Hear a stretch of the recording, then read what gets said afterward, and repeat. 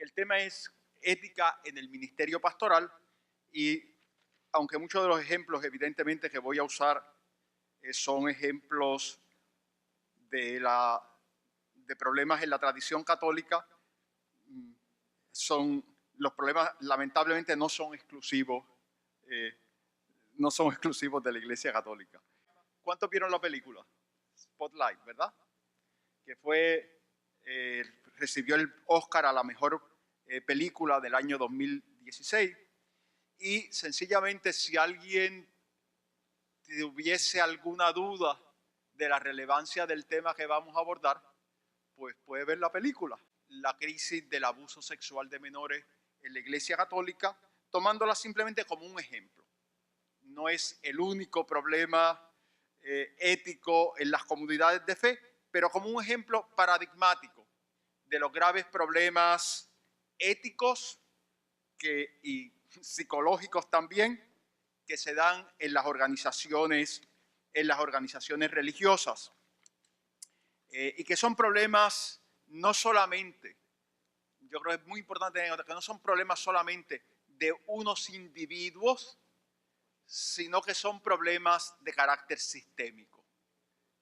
Y lo vemos, por ejemplo, en todo el andamiaje de encubrimiento, de negación, indica que son problemas de índole sistémico. La próxima es un libro que a mí me ha gustado mucho y se lo recomiendo.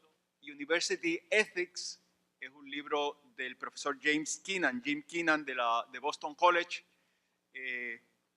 Es otro tema que a mí me preocupa mucho, la ética en la universidad. Y son las dos instituciones a las que yo le he dedicado mi vida, la iglesia y la universidad. Y son dos instituciones que se han dedicado, dice Keenan, a enseñarle ética a todo el mundo, pero se han ocupado muy poco de aplicarse el cuento. Se han ocupado muy poco de reflexionar sobre la ética, sobre su propia ética institucional y sobre su propia cultura ética. Llama la atención, por ejemplo, los profesores universitarios somos gente que hacemos nuestra carrera escribiendo libros. Y sin embargo, la poca bibliografía que hay sobre la ética de la universidad, ¿no? Entonces escribimos sobre bioética, sobre ética empresarial, sobre ética cívica, le hablamos de ética a todo el mundo, pero es hora de que reflexionemos sobre nuestra propia ética. Y a mí me parece, cuando me planteo el tema de la ética en la iglesia, yo le dije al doctor Arrieta, yo quiero hablar no sobre lo que la iglesia tiene que decir sobre ética a los demás, sino invitar a una reflexión sobre nuestra propia realidad, nuestra propia condición ética. ¿Por qué estos problemas éticos en las iglesias y en otras organizaciones religiosas? Evidentemente hay muchos factores, pero yo creo que estos dos son muy importantes.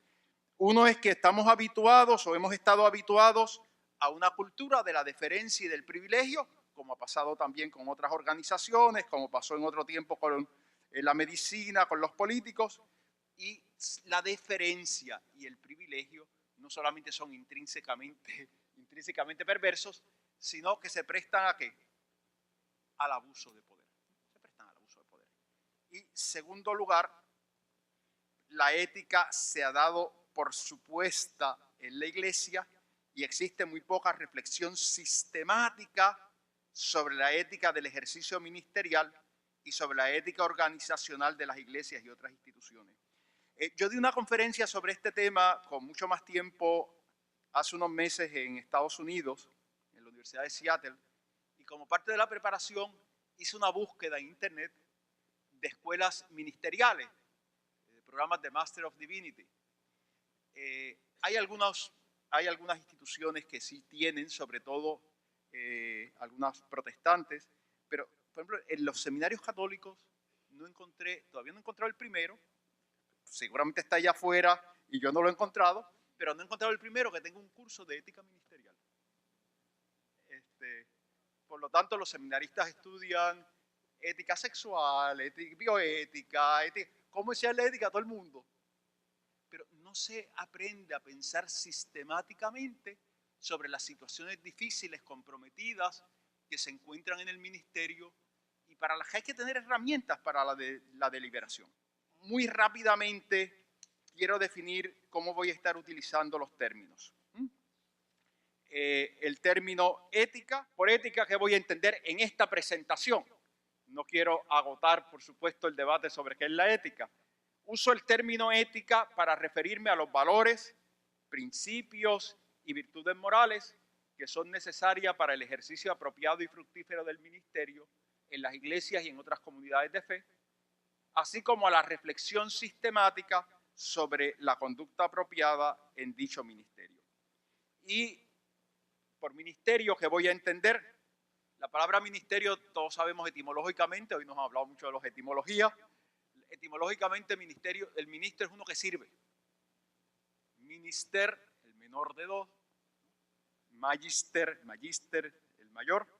En el contexto cristiano yo voy a usar el término para referirme al servicio apostólico que un cristiano realiza en nombre de su comunidad de fe. O sea, tiene cierto carácter de oficialidad, cierto carácter de representación de la comunidad, teniendo en cuenta que hay pluralidad de ministerios y que hay pluralidad de tradiciones religiosas. Esto es una definición más inspirada en la tradición cristiana, pero probablemente, pues, mutatis mutandis, se puede aplicar a otras comunidades religiosas no cristianas. Sí, esto muy brevemente, sobre esto podríamos hablar mucho más. Hay libros escritos sobre el concepto de ministerio. Y otra cosa que se discute, recuerden, la discusión sobre ética ministerial es relativamente joven, es relativamente reciente. La bibliografía es limitada, no es una bibliografía amplia. Y una cosa que se discute es cuál podría ser el modelo para el desarrollo de una ética ministerial. Y el próximo, con mucha frecuencia los modelos que se utilizan en la bibliografía que yo he examinado, es el modelo de la ética profesional y de la ética profesional sobre todo en las profesiones de ayuda. Hay un debate, aunque las profesiones clásicas, ¿cuáles eran? 3, ¿verdad que sí? ¿Cuál es? Medicina, el derecho y el sacerdocio. Las tres facultades mayores en la universidad medieval. Las 3 facultades mayores en la universidad medieval. Pero realmente se cuestiona si realmente podemos hablar del ministerio o de los ministerios hoy día como profesiones en sentido estricto, con la evolución que ha tenido pues, las profesiones en la época moderna. Y lo que se dice, la próxima, lo que yo voy a defender es que ciertamente los ministerios en la iglesia no se pueden equiparar o no siempre se pueden equiparar con una profesión. De hecho, hay distintas profesiones dentro de los ministerios, ¿no? Porque, digamos, un profesor de teología en una universidad es un ministerio, la teología es un ministerio, pero también ahí entra otras consideraciones éticas y otras profesiones, o un maestro, y no es lo mismo un catequista que un párroco.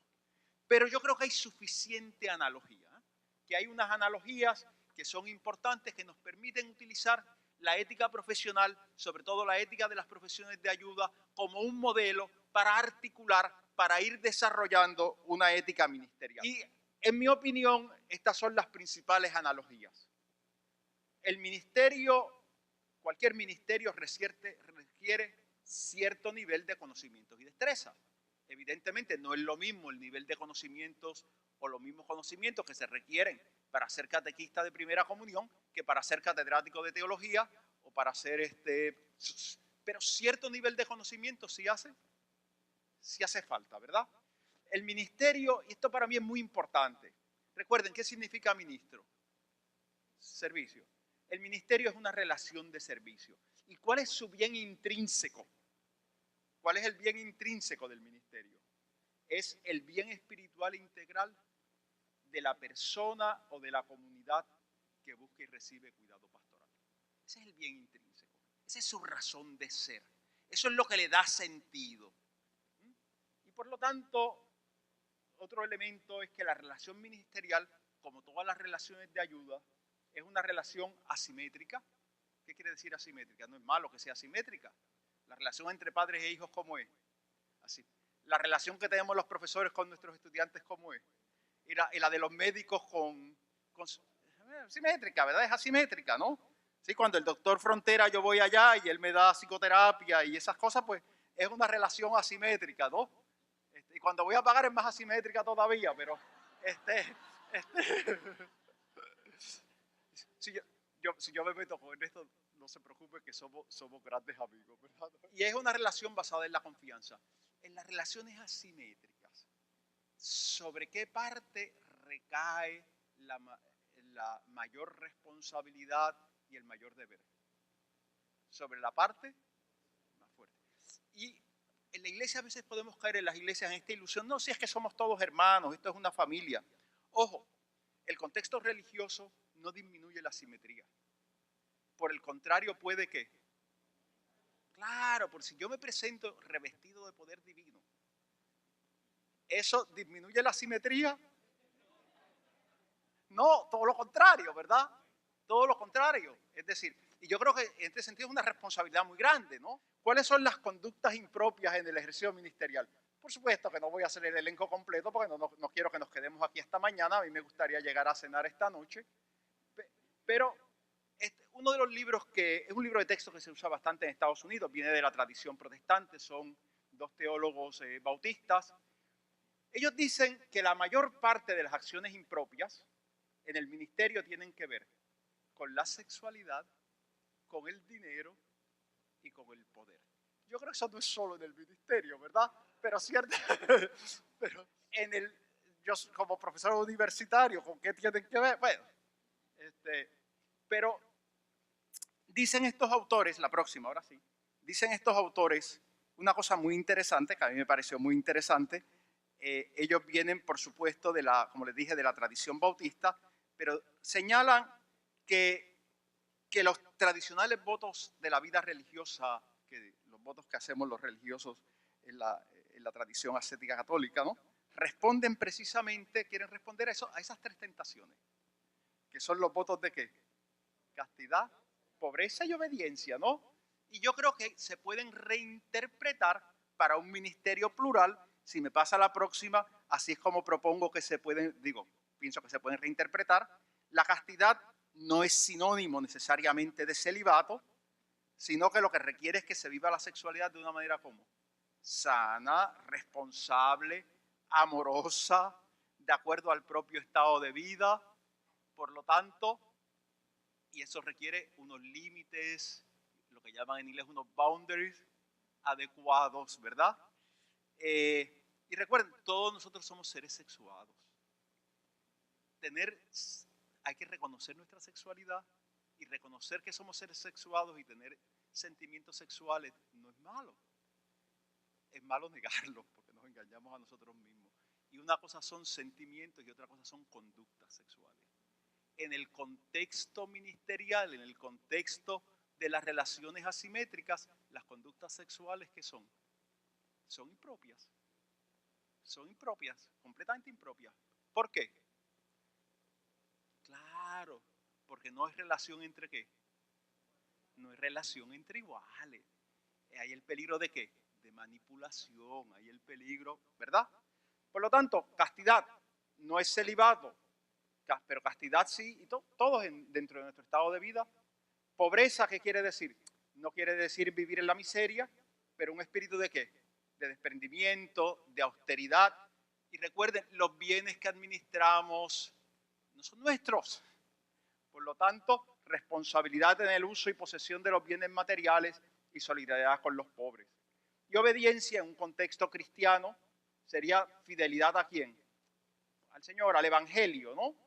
A los valores y principios éticos generales de los que nos hablaban, que tenemos que tener todos, y a los principios específicos de la propia tradición y de la propia vocación. Eso sería para mí la obediencia. Y como no tengo tiempo de hablar de los tres, en la charla esa original de una hora hablaba de los tres, me voy a centrar me voy a centrar en el poder, porque yo creo que el tema del poder es central. Las conductas sexuales y económicas impropias no pocas veces están ligadas ¿a qué? ¿Al abuso de qué? Al abuso de poder, al abuso de poder. Mucho de la crisis del abuso sexual, ¿qué es? ¿Un abuso de qué? Un abuso de poder, ¿no? Es la búsqueda de de seguridad, de control de otras personas, de querer sentirse importante. Así que los abusos sexuales y económicos muchas veces son abusos de poder. El próximo, no estoy sugiriendo que el poder sea malo. Lo que es malo no es el poder, lo que es malo ¿qué es? Claro, el abuso de poder. Y recuerden, siempre esta mañana nos decía Emilio algo que para mí es central, para mí es, ahí en eso soy kantiano, es el elemento central de la ética. Cuando yo uso al otro como instrumento, cuando yo instrumentalizo al otro, cuando lo uso como una cosa para conseguir mis propios bienes, eso es una conducta abusiva, impropia, radicalmente inmoral. Cuando no trato al otro como persona y como un fin en sí mismo, cuando yo en mi ejercicio del ministerio o en mi ejercicio como profesor o lo que sea, cuando yo en vez de buscar el bien intrínseco, trato, instrumentalizo a la otra persona, se convierte en ¿qué? En una conducta inmoral, en una conducta impropia. Esa es la esencia de la inmoralidad. Una respuesta es, una pregunta es, no, como no podemos entrar en todas las conductas impropias, la manera de responder a esto es con códigos de ética o es con el cultivo de las virtudes. Ambas son importantes, claro. Los códigos son útiles porque recogen los valores morales compartidos por un grupo y las expectativas de la sociedad. Son útiles si vienen de abajo, no si vienen impuestos heterónomamente por alguna autoridad externa. Señalan con claridad algunas conductas que se deben evitar. Y eso a veces puede ser también útil para evitar presiones indebidas. Pero los límites de los códigos son necesariamente minimalistas y se prestan a un cierto legalismo, ¿verdad? Segundo, ¿cuándo hay que actualizar los códigos? Todo el tiempo, continuamente. Tercero, es posible que en las iglesias se necesiten diversos códigos, ¿verdad que sí? Porque hay que diversos ministerios. Por lo tanto, ¿los códigos son útiles? Sí, pueden serlo, lo son, pero los códigos tendrán poco efecto si no tenemos personas virtuosas, ¿verdad? Personas que tengan actitudes y hábitos apropiados, sanos, constructivos de vida. Y en el fondo a mí me encanta la palabra griega, arete, que significa ¿qué cosa? Excelencia, ¿verdad? Lo traducimos como excelencia, es una excelencia del carácter. Bien, ¿qué virtudes? Esta mañana nos habló el doctor Toral de las virtudes cardinales tradicionales. Yo voy a proponer otra tabla de virtudes cardinales tomada de Jim Keenan, que me parece que son muy actuales y que nos pueden ser muy útiles. Él mantiene la prudencia y la justicia, pero añade dos virtudes nuevas: la fidelidad y el cuidado de sí. La fidelidad para regir las relaciones particulares, así como la justicia rige las relaciones con la sociedad en general, y el cuidado propio. Y yo me voy a dedicar los minutitos que me quedan a la virtud del cuidado propio, que es una virtud, me parece muy importante y muy mal entendida. Si no se atienden adecuadamente las propias necesidades físicas, psicológicas y espirituales, se tiene mayor peligro de instrumentalizar consciente o inconscientemente las relaciones ministeriales. Y la virtud del cuidado de sí es muy difícil porque requiere una disciplina muy ardua, la disciplina del conocimiento propio y de estar consciente de qué, de mis sentimientos, de mis límites, de mis posibilidades, de mis necesidades, de mis tendencias perversas, que todos las tenemos. Es decir, en el fondo eso es lo que es la humildad. ¿La humildad qué es? ¿Cómo se define a Santa Teresa? Y yo creo que era de Santa Teresa original, la encontré también en La nube del no saber, que es anterior a Santa Teresa. La humildad es andar en verdad. Andar en verdad, no es la falsa humildad, es andar en verdad. Y por lo tanto la humildad que requiere el conocimiento propio, el conocimiento propio. No es negar los talentos que yo pueda tener, es saber quién soy yo, con mis límites, con mis posibilidades, bien, y con mis necesidades, ¿no?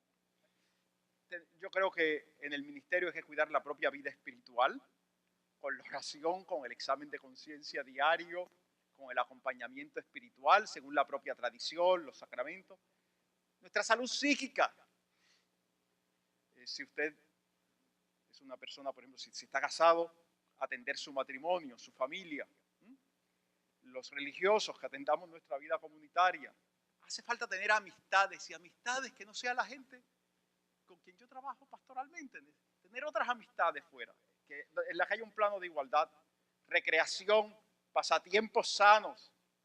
Y si hace falta, ¿verdad? Como yo voy donde el doctor Frontera, pues él después va a estar repartiendo tarjetas aquí, pues sí, es decir, mire, yo voy 2 veces al año al dentista, y si tengo una molestia voy de nuevo al dentista. A veces hay que buscar ayuda profesional para atender nuestra vida emocional, ¿no? Y no es ninguna vergüenza, ni ningún límite, ni ninguna falta de fe. La salud física, nutrición, descanso, ejercicio, atención médica, y la salud intelectual. No todo viene por ciencia infusa y por don divino. Por lo tanto, hay que estudiar, hay que leer, hay que mantenerse al día, hay que tener una vida cultural viva. Si no, no entendemos el mundo en el que estamos viviendo y para el que estamos hablando. Hay dos vicios contra esta virtud, que son la falsa abnegación y el egocentrismo, pero eso lo hablamos en otro momento. Y ya estamos en las conclusiones, pero de las conclusiones lo único que voy a decir, que esto es un esquema a grandes rasgos, brochazos gordos, y que es un tema que es novedoso. Pasen la bibliografía simplemente para que la veamos. Esta es la bibliografía que yo encontré. Hay alguna, después de eso he encontrado alguna más. No hay mucha, pero mi invitación hoy es a que nosotros, aquí en Puerto Rico, comencemos un diálogo sobre esto.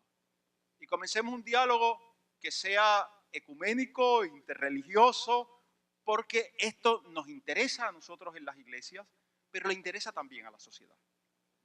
Yo siempre he dicho que así como la medicina y la salud son demasiado serias para dejárselas a los médicos, yo creo que la religión es demasiado seria para dejarse a los curas y a los pastores.